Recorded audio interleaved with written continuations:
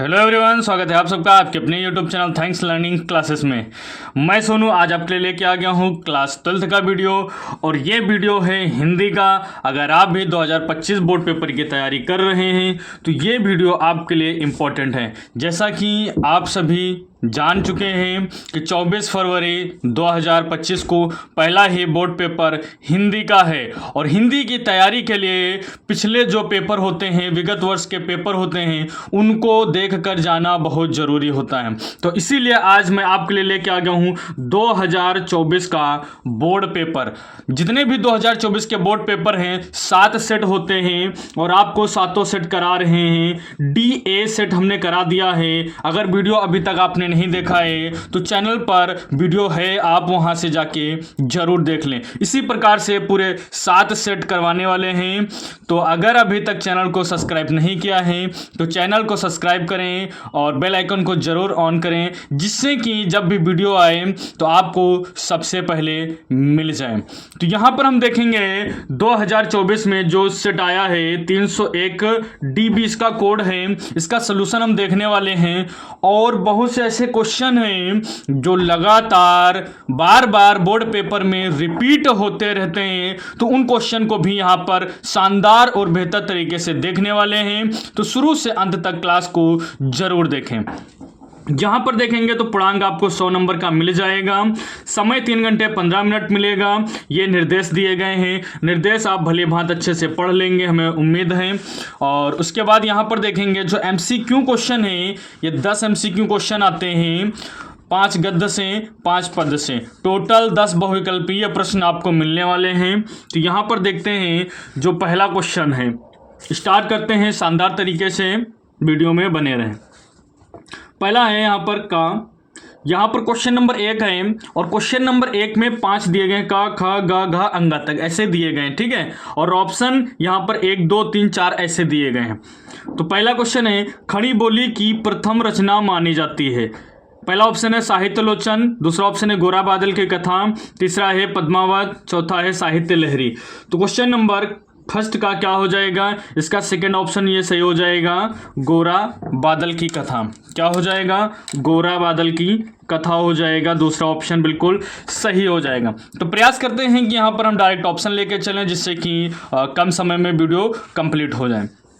दूसरा है तिब्बत यात्रा के लेखक हैं। तो तिब्बत यात्रा के लेखक कौन है, राहुल शंकरत्यायन है। खा का क्या हो जाएगा, तीसरा ऑप्शन बिल्कुल सही हो जाएगा। तिब्बत यात्रा के लेखक हैं राहुल शंकरत्यायन हैं। अगला क्वेश्चन देखेंगे, यहाँ पर गा है, कौन सी रचना नाटक नहीं है। गरुड़ ध्वज, आन का मान, राजमुकुट, अपना अपना भाग्य। तो इसमें क्या हो जाएगा, गा की अगर हम बात करें तो दूसरा हो जाएगा, ये नाटक नहीं है, ठीक है। बाकी जो 3 है ये नाटक हैं। अगला देखेंगे कि घा है, माटी की मूर्तें के लेखक हैं। माटी के मूर्तें के लेखक हैं तो ये है रामवृक्ष बेनीपुरी। तो तीसरा वाला ऑप्शन बिल्कुल सही हो जाएगा। अंगा क्वेश्चन देखते हैं यहाँ पर जो दिया गया अंगा नंबर पर, चिंतामणि किस विधा की रचना है, ये आपको बताना है। तो ये निबंध विधा की रचना है। दूसरा ऑप्शन बिल्कुल सही हो जाएगा। चिंतामणि किस विधा की रचना है, तो निबंध विधा की रचना है। चलते हैं नेक्स्ट पेज पर। दूसरा क्वेश्चन है, इसमें भी अब 5 क्वेश्चन मिलेंगे दूसरे क्वेश्चन के अंतर्गत। तो यहाँ पर देखेंगे, ज्ञानपीठ पुरस्कार निम्नलिखित में से किस रचना पर मिला है, ये आपको बताना है। इंपॉर्टेंट क्वेश्चन है, जरूर से तैयार कर लेंगे। इसका सही ऑप्शन हो जाएगा चिदम्बरा। क्या हो जाएगा, चिदम्बरा, दूसरा ऑप्शन। उसके बाद है श्रद्धा मनु शीर्षक रचना किस ग्रंथ से संकलित है, तो कामायनी से है। तीसरा वाला बिल्कुल सही हो जाएगा। कामायनी के लेखक कौन है, जयशंकर प्रसाद हैं, ठीक है। उसके बाद है सूर्यकांत त्रिपाठी की रचना है। सूर्यकांत त्रिपाठी की रचना है बापू के प्रति, पल्लव, अंधेर में, राम की शक्ति पूजा। तो क्या हो जाएगा, राम की शक्ति पूजा, ये सही हो जाएगा ऑप्शन। अगला क्वेश्चन जो इसी में घा नंबर पर, ये है महादेवी वर्मा को ज्ञानपीठ पुरस्कार किस सन में प्राप्त हुआ, ठीक है। महादेवी वर्मा को ज्ञानपीठ पुरस्कार किस सन में प्राप्त हुआ, ये आपको बताना है। यहाँ पे अलग अलग सन दिए गए हैं। इसका सही आंसर है 1982, लेकिन 1982 ऑप्शन में नहीं दिया गया है, तो इसके नियरेस्ट हम लगा सकते हैं 1983। उसके बाद देखेंगे, अब यहाँ तक तो 10 क्वेश्चन MCQ कंप्लीट हो गए हैं। अब यहाँ पर देखेंगे क्वेश्चन नंबर 3 है, और ये गद्यांश से रिलेटेड है। ठीक है, ये गद्यांश से रिलेटेड है, तो इसको देखते हैं। यहाँ पर अगर इसकी अब बात करें तो यहाँ पर देखेंगे निम्नलिखित गद्यांश पर आधारित प्रश्नों के उत्तर दीजिए। राष्ट्र का तीसरा अंग, यहाँ देखिए राष्ट्र पहले ही शब्द मिल गया है, तो आप समझ गए होंगे किस पाठ से है। राष्ट्र का स्वरूप पाठ से है। इसके लेखक हैं वासुदेव शरण अग्रवाल। आप स्क्रीनशॉट ले सकते हैं, इसको अच्छे से तैयार कर सकते हैं,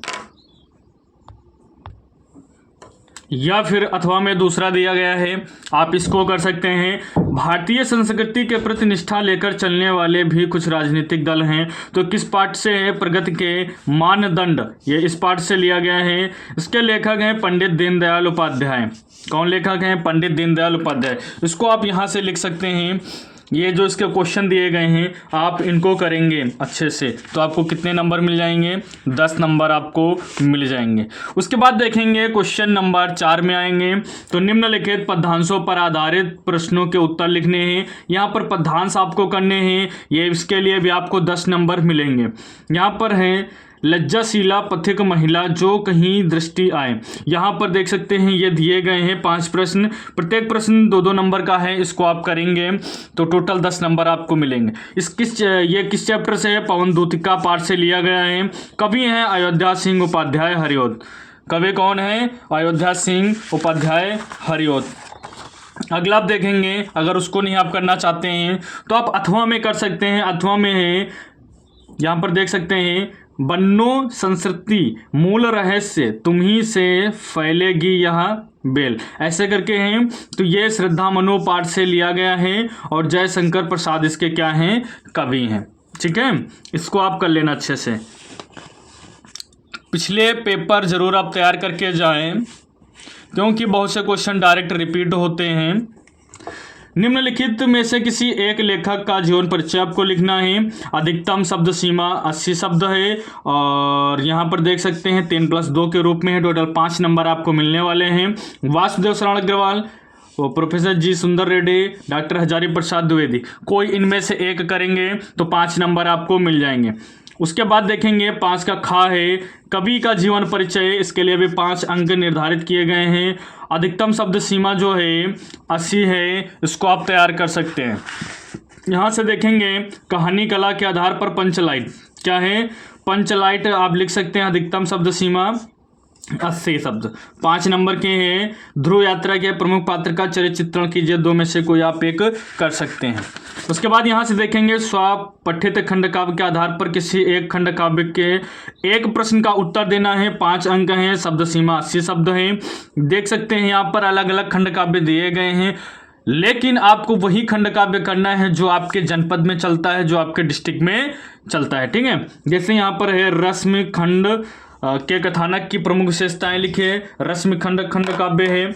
उसके बाद अगर देखेंगे तो यहाँ पर देखेंगे अगला पॉइंट खा, या फिर आप देख सकते हैं श्रवण कुमार खंड काव्य, आलोक व्रत खंड काव्य, मुक्त यज्ञ खंड काव्य, सत्य के जित खंड काव्य। उसके बाद है त्याग पथ्य खंड काव्य। तो जो भी आपके क्षेत्र में चलता है उसको आप जरूर से तैयार कर लें। ठीक है, अगला देखेंगे, यहाँ पर क्वेश्चन नंबर 8 है। अब संस्कृत में आ गए हैं, संस्कृत से पॉइंट है।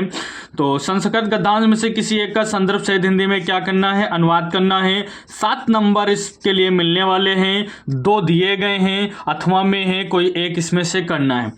जैसे यहाँ पर देख सकते हैं संस्कृतस्य साहित्यम, ये दिया गया है, तो ये है संस्कृत भाषायाः महत्वम, इस पाठ से लिया गया है। अगला देखेंगे तो यहाँ पर है ये महामना मालवीय पाठ से, महामना मालवीय पाठ से। 2 में से कोई भी आप एक कर सकते हैं। अब चलते हैं नेक्स्ट पर, ये आ गए हम इसके खा पर। यहाँ पर है निम्नलिखित संस्कृत श्लोक यानी कि हम पद्यांश कह सकते हैं, इसका संदर्भ सहित अनुवाद करना है। इसके लिए भी 7 अंक निर्धारित किए गए हैं। तो यहाँ पर देखेंगे ज्ञाने मौनम क्षमा, ये किस पाठ से हैं? नृपति दिलीपा पाठ से लिया गया है। इसको आप तैयार कर सकते हैं।